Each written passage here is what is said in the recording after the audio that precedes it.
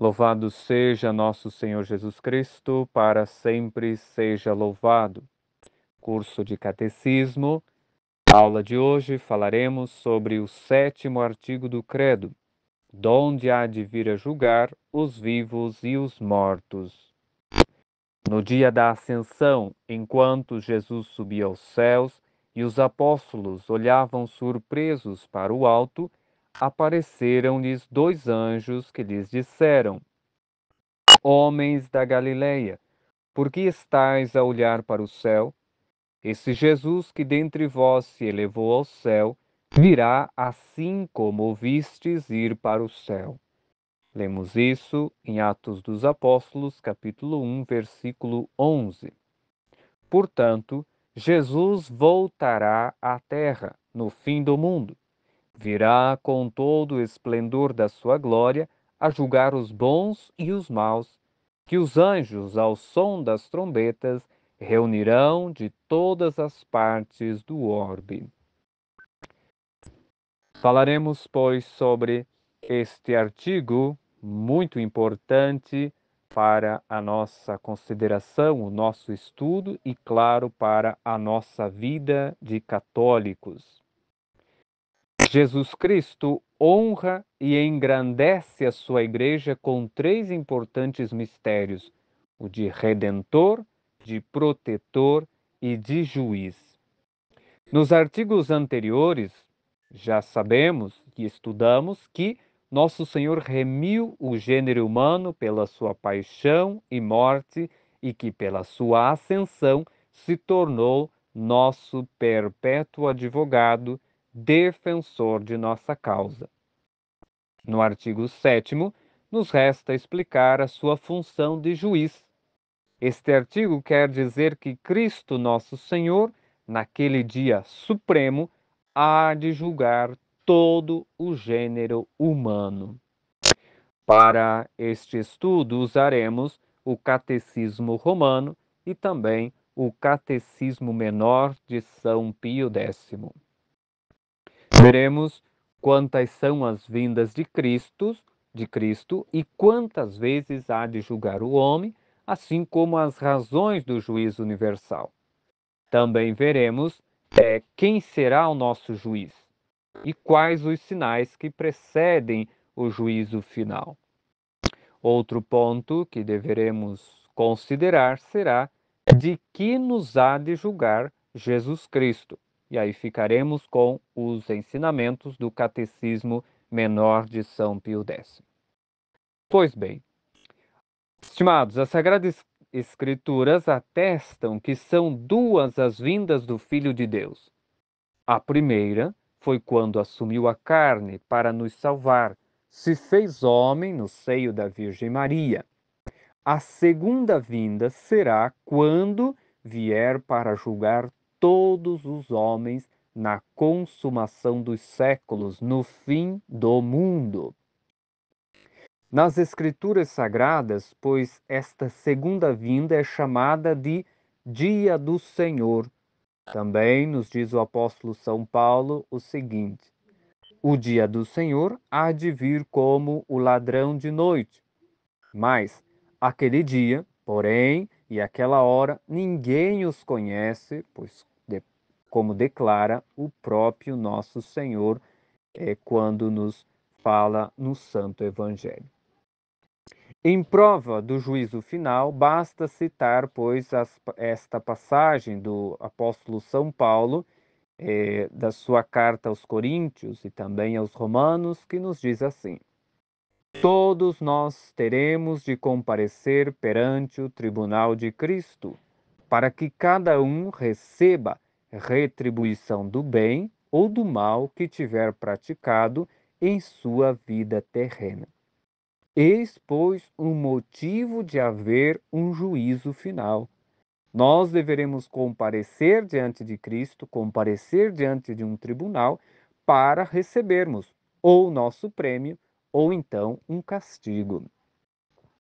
A Sagrada Escritura, pois, está cheia de vários outros textos que explicam este mistério, e assim podemos considerar, pois, os próprios Salmos, o profeta Isaías, Daniel, Malaquias, também no Novo Testamento, Evangelho de São Mateus, principalmente capítulo 13 e 40, São Lucas 17, 24, o Atos dos Apóstolos 1:11, Romanos 2:16, 1 Coríntios 15:51 e Apocalipse 20:11.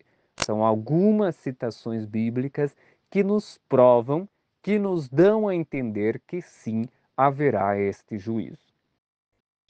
Se desde o início do mundo todos ansiavam por aquele primeiro dia em que o Senhor se revestiu de nossa carne, porquanto neste mistério havia a esperança de seu resgate, também agora devemos, depois da morte e ascensão do Filho de Deus, suspirar ardentemente pelo segundo dia do Senhor, aguardando a ditosa esperança e o aparecimento da glória do grande Deus, pois como nos exorta São Paulo. Nesta matéria, pois nestes temas bastante delicados, devemos então entender o seguinte, que teremos de duas ocasiões de comparecer na presença de nosso Senhor, para dar contas de nossos pensamentos, ações, palavras, enfim, para aceitar a sentença imediata deste justo juiz. A primeira ocasião é o momento em que cada um de nós deixa este mundo, o dia da nossa morte. A alma é levada incontinente ao tribunal de Deus, onde se examina com a máxima justiça tudo o que fez, disse, pensou em sua vida. Aqui nós chamamos, o catecismo nos ensina, que se trata do juízo particular, ou seja, o juízo que cada um terá diante de nosso Senhor. Juízo particular, pois que cada um será submetido no dia da sua morte. A segunda ocasião há de ser quando todos os homens terão de comparecer juntos, no mesmo dia, no mesmo lugar, perante o tribunal do juiz, para que na presença de todos os homens e de todos os séculos, cada um venha saber a sentença que a seu respeito foi lavrada. Então, este dia, ou neste dia, desde Adão e Eva até o último humano que existir neste mundo, pois todos comparecerão para o juízo universal. Para os ímpios e malvados, esta declaração de sentença não constituirá a menor parte de suas penas e castigos, ao passo que os virtuosos e justos nela terão uma boa parte da sua alegria e recompensa. Naquele instante será, pois, revelado o que foi cada indivíduo durante a sua vida mortal. Eis, pois, o juízo universal. Consideremos agora, estimados, pois quais os motivos para que exista esse juízo universal? Já não seria suficiente o juízo particular? Já não seria suficiente o juízo no dia da nossa morte? Qual a necessidade do juízo universal? Vejamos.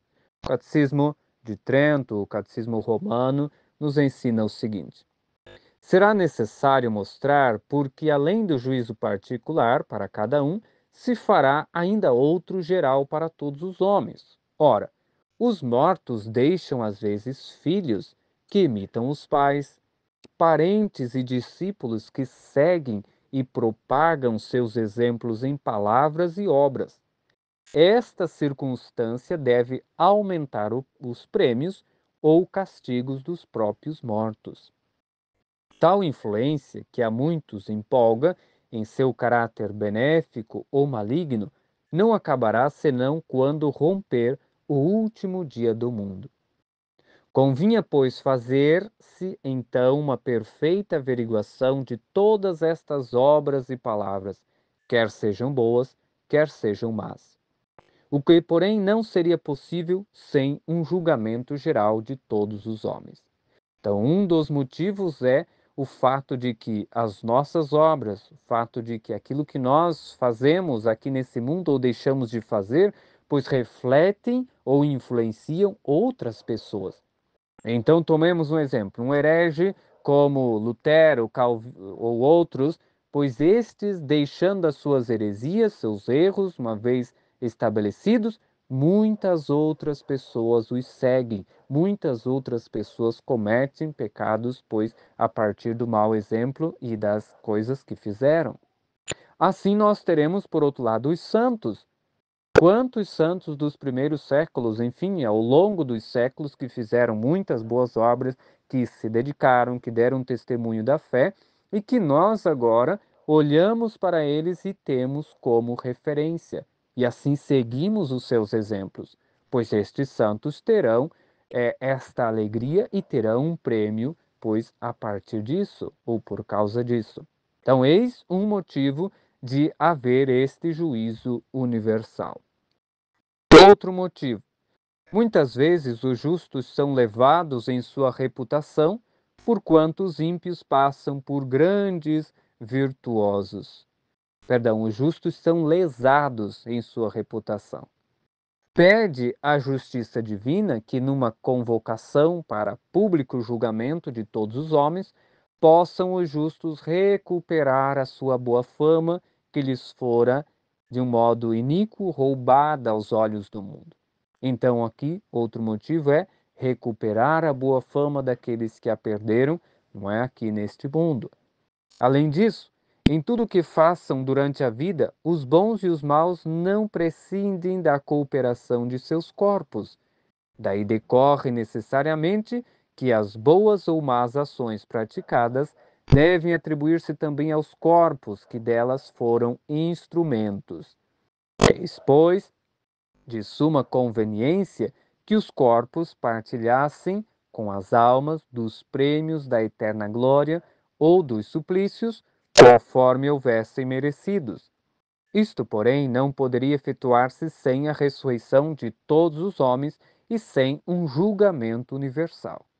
Então, aqui nós temos este motivo bastante importante, uma vez que para pecar, uma vez que para fazer boas obras nós usamos do nosso corpo, é justo que este corpo também participe das glórias do prêmio eterno, ou então participe do castigo eterno.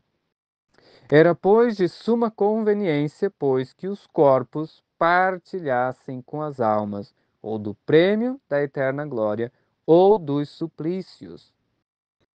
Como também a fortuna e a desgraça não fazem escolhas entre bons e maus, era necessário provar que tudo é dirigido e governado pela infinita sabedoria e justiça de Deus.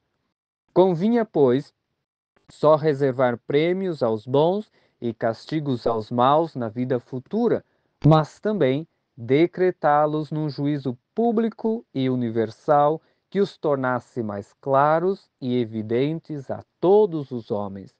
Desta forma, todos renderão louvor a Deus pela sua justiça e providência, em desagravo daquela injusta queixa com que às vezes os próprios santos, por fraqueza humana, se lastimavam ao verem os maus na posse de grandes riquezas e dignidades. O profeta, por exemplo, dizia o seguinte: meus pés estiveram a ponto de vacilar.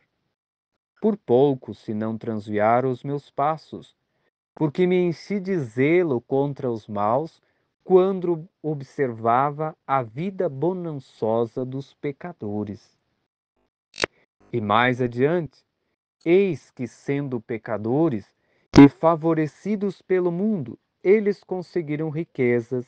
E eu disse: então não me adiantou guardar puro meu coração e lavar em inocência minhas mãos, em ser torturado o dia inteiro e padecer aflição desde o romper da madrugada? Eis, pois, as queixas do profeta, estamos falando aqui dos Salmos, Salmo 72. Por conseguinte, era preciso haver um juízo universal, a fim de que os homens se não pusessem a comentar que Deus passeia pelos quadrantes do céu e que poucos se lhes dá a sorte das coisas terrenas, como lemos no livro de Jó 22:14. Ou seja, para provar que realmente Deus sim se preocupa e tem cuidado dos seus e que tem sim os seus olhos muito bem, entre aspas, abertos com tudo o que acontece no mundo.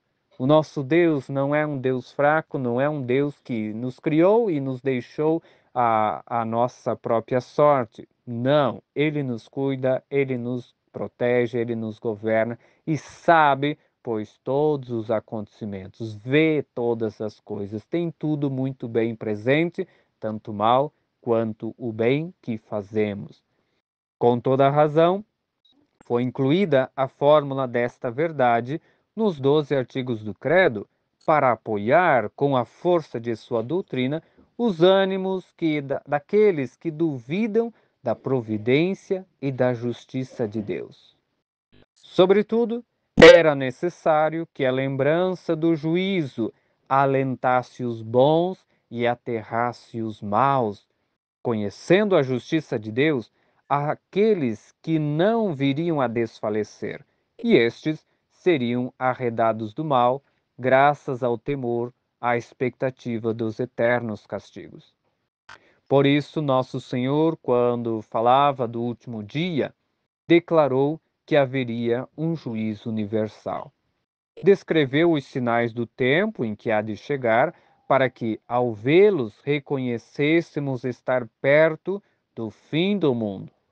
Depois, no momento de subir aos céus, enviou anjos que consolassem os apóstolos, tristes com sua ausência, eles dissessem as seguintes palavras: Este Jesus que de vosso meio foi arrebatado ao céu, há de vir, assim como o viste subir ao céu, como lemos em Atos 1:11.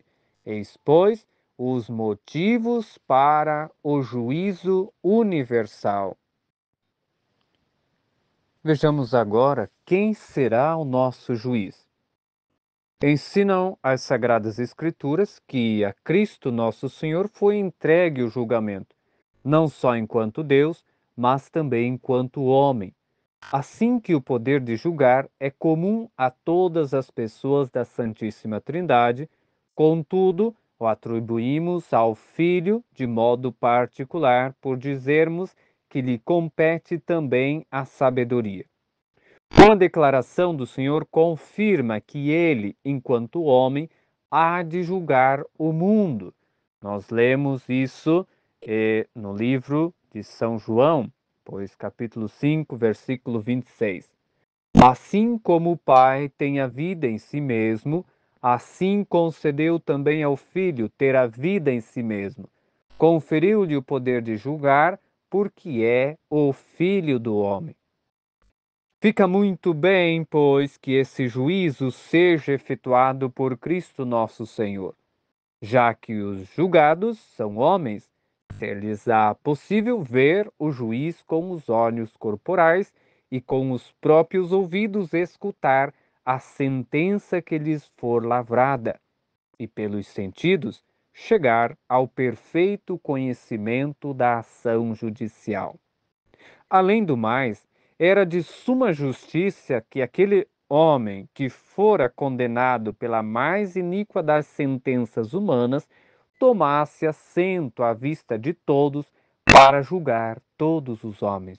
Por isso é que, depois de expor em casa de Cornélio os pontos capitais da religião cristã, depois de ensinar que Cristo foi crucificado, morto pelos judeus, mas que ao terceiro dia havia ressuscitado, o príncipe dos apóstolos, o grande São Paulo, não deixou de acrescentar o seguinte, como lemos em Atos 10:42.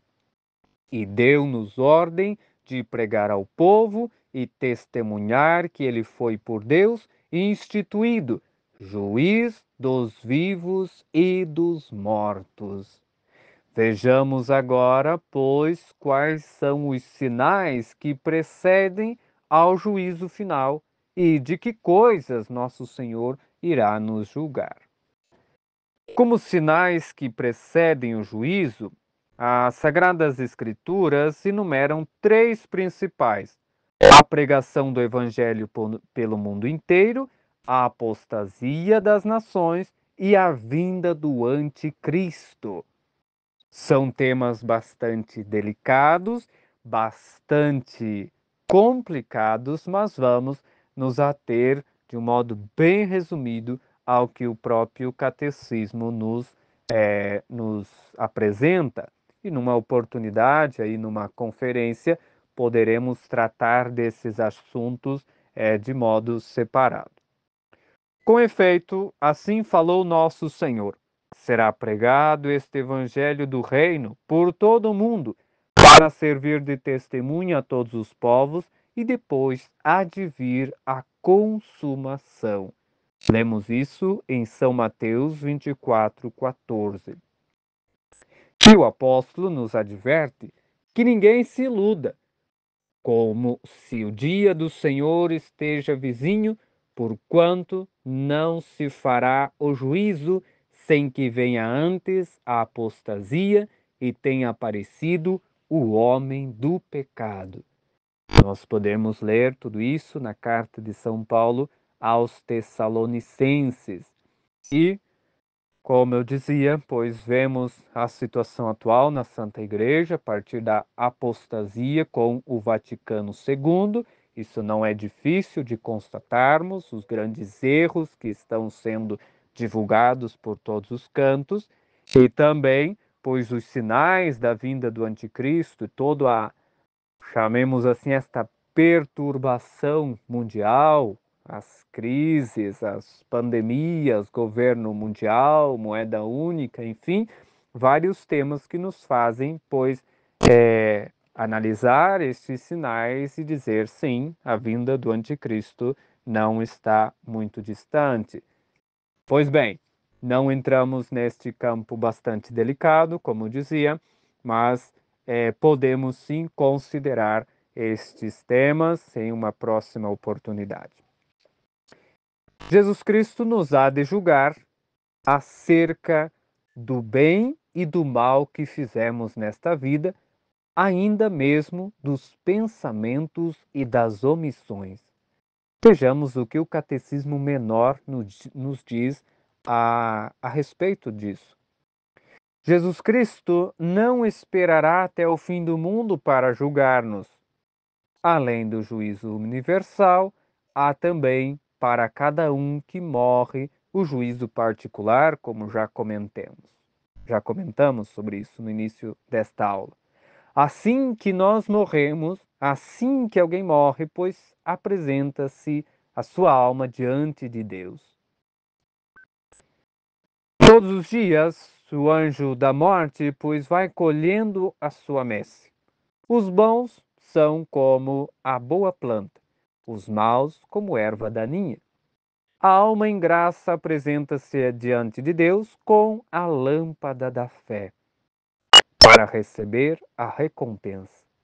A alma pecadora é precipitada no inferno pelo anjo da justiça, onde os demônios a atormentarão horrivelmente. Quando formos apresentados diante do divino juiz, seremos julgados pelo seguinte: primeiro, quanto ao bem praticado de modo imperfeito, quanto aos deveres cumpridos com negligência. Ou seja, trata-se dos nossos deveres de Estado, os casados, os pais e mães de famílias, os religiosos, os sacerdotes, pois cada um, no seu estado de vida, deverá dar contas.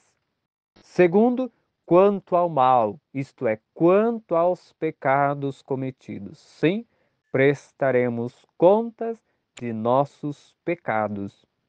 Terceiro, quanto aos maus pensamentos e afetos desordenados. Quarto, quanto às omissões, isto é, todo o bem que se deixou de fazer por própria culpa, tudo aquilo que poderíamos fazer, que tínhamos possibilidade e oportunidade, mas não fizemos.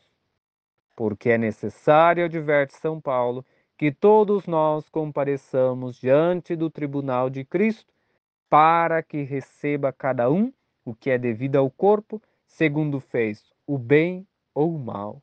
Segundo Coríntios 5:10. Eis, pois, de que seremos julgados no dia do juízo. Vejamos agora as circunstâncias do juízo, pois devemos considerá-las a partir das profecias de Daniel, também dos santos evangelhos e das cartas de São Paulo. Mas o que nos chama a atenção aqui é a sentença que pelo juiz será pronunciada. Cristo nosso Senhor lançará um olhar de jubilosa complacência para os justos colocados à direita, e com extremos de bondade lhes dará a seguinte sentença: Vinde, benditos de meu Pai, tomai posse do reino que vos está preparado desde o princípio do mundo. São Mateus 25:34. Não se poderá ouvir uma palavra mais suave do que esta. Assim há de averiguá-lo quem a cotejar com uma condenação dos maus. Quem levar em conta que tal sentença chama os homens bons e justos, da labuta ao descanso, deste vale de lágrimas aos cimos das alegrias, das tribulações à eterna bem-aventurança que eles mereceram por suas obras de caridade. Volvendo-se então para aqueles que estão à esquerda, lançará sobre eles o rigor da sua justiça, usando das seguintes palavras: Apartai-vos de mim, malditos, para o fogo eterno, que foi preparado ao demônio e seus anjos. São Mateus 25:41. Será, pois, este juízo terrível. Os bons entrarão jubilosos no céu, e os maus serão precipitados no inferno, num suplício sem fim. Dies irae, dia de ira será aquele, como lemos no Missal Romano, conforme o vaticínio de Davi e da Sibila. O mundo será destruído pelas chamas e o juiz aparecerá sob o terror universal para julgar as almas. A primeira, consideremos agora estas palavras terríveis que usa nosso Senhor. Apartai-vos de mim. Exprime a maior das penas que atingirá os maus quando forem lançados o mais longe possível da presença de Deus, sem que os possa consolar a esperança de virem jamais a gozar de um bem tão perfeito. Esta é a pena que os teólogos chamam pena de dano, porque os réprobos no inferno ficarão para sempre privados da luminosa visão de Deus. Eis o pior castigo: ficar longe de Deus, ficar sem a visão de Deus. Acrescenta-se a palavra malditos, agrava-lhes a miséria e desgraça de uma maneira pavorosa.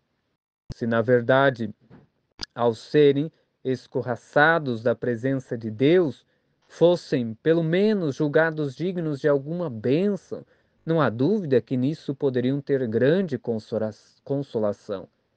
Mas como não lhes é dado esperar consolo semelhante para mitigar sua desgraça, de pleno direito à justiça divina os perseguirá com todas as maldições, a partir do momento em que são inteiramente repudiados.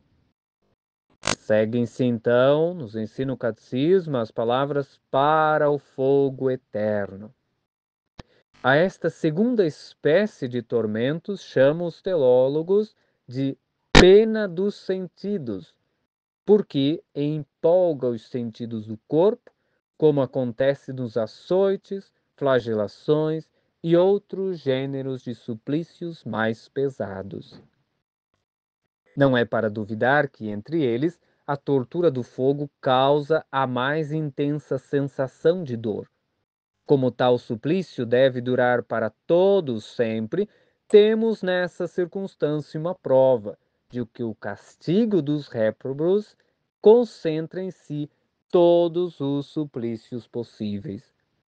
Mostram-no com maior clareza as últimas palavras da condenação, que foi preparado para o demônio e seus anjos.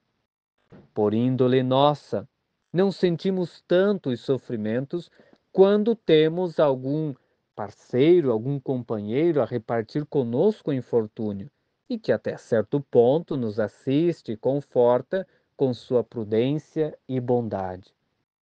Qual não será, porém, a miséria dos condenados, uma vez que em tantas aflições não poderão jamais apartar-se da companhia dos mais perversos demônios. Muito justa será, naturalmente, a condenação que nosso Senhor e Salvador há de proferir contra os maus, porque eles vilipendiaram todas as obras de verdadeira piedade. Não deram de comer, não deram de beber ao faminto e ao sequioso.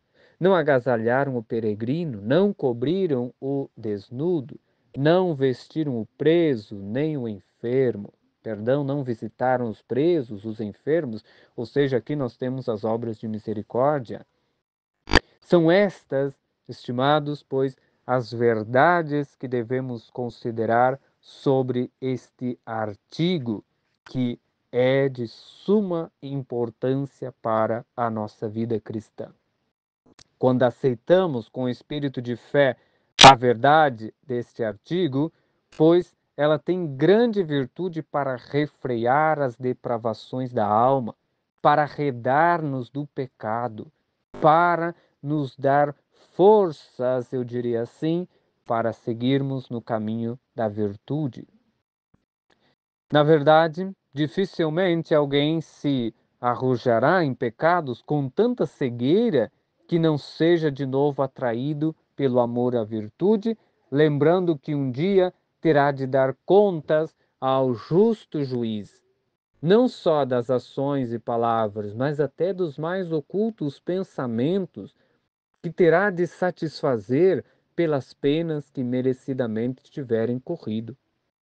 É isso que devemos considerar, estimados irmãos. Está em jogo a salvação de nossa alma. Seremos julgados, quer queiramos, quer não. Mas cedo ou mais tarde chegará o dia da nossa morte, juízo particular. E no fim do mundo, pois todos passaremos pelo juízo universal. Não só os católicos, é claro, não só os cristãos, todos passaremos pelo juízo universal, todos os homens, de todos os séculos, de todos os tempos. Que será de nós, católicos, filhos da Santa Igreja, regenerados pelo santo batismo? Como será nosso juízo? Muito mais terrível. Quantas graças desperdiçadas, quantas bênçãos não aproveitamos. Quantas virtudes poderíamos, pois, praticar? Quantos vícios devemos vencer? Estimados, ainda dá tempo. Ainda podemos fazer muito pela nossa salvação. Ainda podemos trabalhar e aguardar o grande dia do Senhor que está próximo. Que esta vinda, pois, seja e com de nossa parte, esperemos com grande alegria, possamos escutar de nosso divino juiz: vinde, bendito de meu Pai. Façamos, pois, o que compete a nós. Cumpramos com os nossos deveres, peçamos a proteção dos anjos, de Nossa Senhora, dos santos, para que no dia do juízo estejamos em graça de Deus, estejamos prontos para nos apresentar diante de nosso Senhor e assim no juízo universal também estejamos tranquilos para recebermos a sentença final. Que Deus nos abençoe, que Nossa Senhora interceda por nós. Salve Maria.